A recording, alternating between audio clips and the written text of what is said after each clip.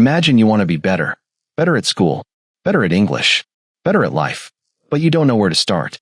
Today, let's listen to a conversation at school between a student and a teacher.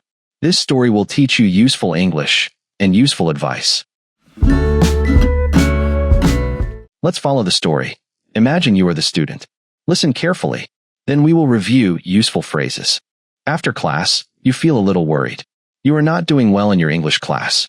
You walk to your teacher and say, "Excuse me, can I ask you something?" The teacher smiles and says, "Of course. What's on your mind?" You say, "I want to improve, but I don't know how." The teacher says, "That's a great question.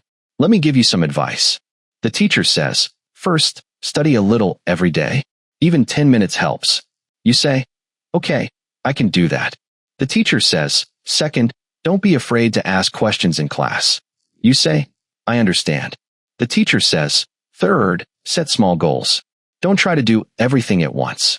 You say, "That makes sense." The teacher says, "And remember, mistakes are okay. They help you learn." You smile and say, "Thank you so much. I feel more confident now." The teacher says, "You're welcome. I believe in you." Let's look at 2 useful phrases. Can I ask you something? A polite way to start a conversation. That makes sense. A natural way to show you understand. Let's say the teacher's advice again, in simple words. Study a little every day. Ask questions when you feel confused. Set small goals, one step at a time. And remember, mistakes help you learn. Let's remember all the phrases together. Can I ask you something? I want to improve, but I don't know how. That makes sense. I feel more confident now. Try to say these phrases out loud. Practice makes them easy. You can always ask for help. This is not a weakness. It is a strength.